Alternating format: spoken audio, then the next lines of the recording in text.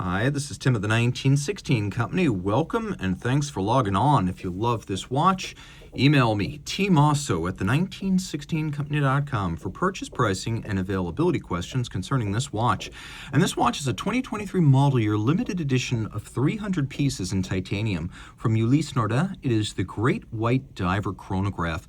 And the subject matter is both self-evident and thematically appropriate for a diving watch.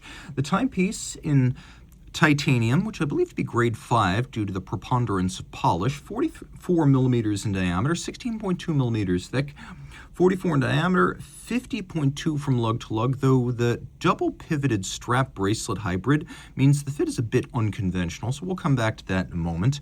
Taking a quick look here, you can see that this watch features a rubber strap with a little bit of a hinged insert. We have a pin buckle at the opposite end that is Ulysse Nardin branded and both brushed and media blasted, and the same could be said of the case. We have brushing, we have polishing, and we have media blast. We'll throw the watch on my wrist, which is 16 centimeters in circumference. Easy to wear, comfortable, and you can see how that little double pivot built into the strap assists. Not only does it brand the watch effectively, but it gives it unconventional ergonomics, a better fit than you'd expect for something 44 millimeters in diameter. Although it's thick, it doesn't feel super thick. There's a little bit of an outcropping to the bezel, so maybe the tightest of dress cuffs won't fit under it, but a jacket sleeve should be fine. Because of the uncommonly good fit for its size, I'm going to say you could probably wear this on a wrist as small as mine. Looking at it aesthetically, it does not look wrong on my wrist, and it is very comfortable. So let's say 16 centimeters circumference and up. This is a feature that we've seen on UN divers since the 2000s.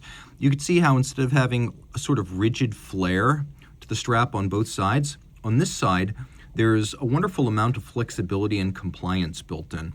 The strap itself features an unusual impression of a metallized shark that is in fact luminescent, so we'll come back to that in just a moment. The strap is going to thin out as it moves away from the wrist. You can see there are little pockets on the bottom to make it more flexible and also aerate the wrist.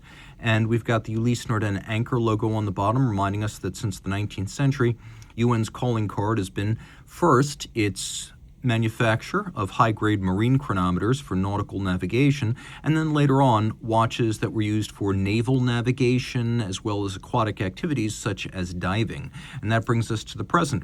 You can see that there are character lines molded into the strap to give it a little bit of visual definition, and then it does integrate into the case. There's no daylight visible here, and it's a nice all-of-a-piece look.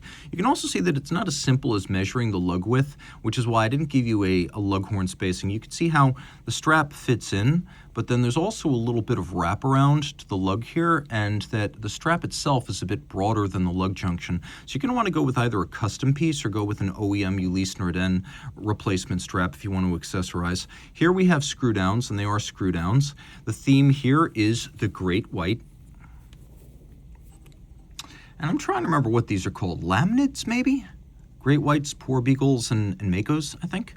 But they're all big sharks. They're big, and they are scary. And this is the lion of the deep. It is the king of its domain. At least until a sperm whale or an orca shows up. But it's a great-looking watch, and the subject matter actually feels like it's well-suited to a diver. I've seen some odd themes on dive watches that have nothing to do with nautical fare. At least this is an obvious connection. And you can see we got a bezel. Let's count the clicks. 120 click bezel. Really positive feel. Normally a bezel with a report or a ratchet action that loud and sharp doesn't have refinement to it, but this has both. Now you can see when we turn off the light, the index is easy to spot. And so you can actually time two things simultaneously, one with the chronograph and one with the dive bezel. Also note the unusual decision to make almost all of the features of the dial luminescent.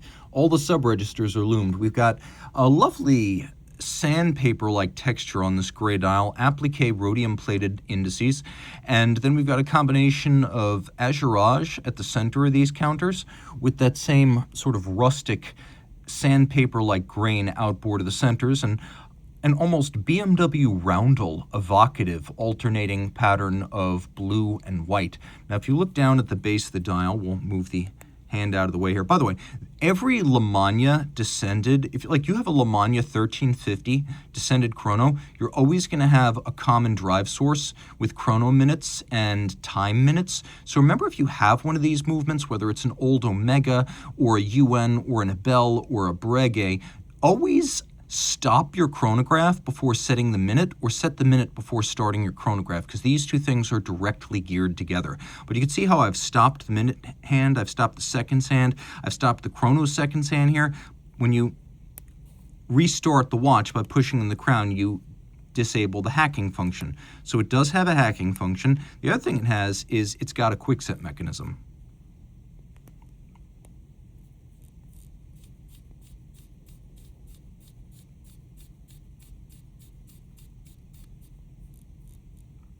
So you've got that. We have white shrouded chronograph pushers. All of these are not just screw down look, but they are in fact screw downs. So you can see that right there. The action of the chronograph betrays the presence of a lateral clutch. So it's a lateral clutch cam-driven chronograph, but Ulysse Nardin has turned this into caliber 150 and made a lot of changes. So the basics: 4 Hz beat rate, automatic winding, 48-hour power reserve, hacking quickset, cam-based chronograph, albeit exquisitely timed for column wheel-like feel, and then a lateral clutch. Now, where UN does a few things different on this 25-jewel movement is the decoration, which is to a much higher standard, a free-sprung balance with a full balance bridge using UN's own balance design, and then UN using its own silicon technology, which it produces uniquely through its Sigatech subsidiary. It's not dependent on Swatch, Patek, and Omega, which are the others in Switzerland that own this technology, but UN is probably the smallest company that owns its silicon tech, and it has a silicon hairspring for anti-magnetism and a full silicon escapement to reduce oscillating mass, but also reduce the need for lubricants. So it's a very high-tech movement that incorporates some heritage elements from the old Lemania. And then you can see the shark on the back, and it's an interesting depiction as you've got a little bit of surface water reflection simulated on the surface of the shark's upper body, and it's quite effective. Not an easy thing to capture what was undoubtedly a photographic reference point in finished metal, but they do a good job with this. And again, a great white is a good theme for a dive watch. It's not, for example, a race in Monaco. So this works well. If you like the watch, if it fits right, and you want something a little bit offbeat, which Ulysse Nardin always is, this is a fantastic alternative to the usual subjects from Bienne and Geneva. Reach out to Team Mosso at the 1916company.com for purchase and pricing details.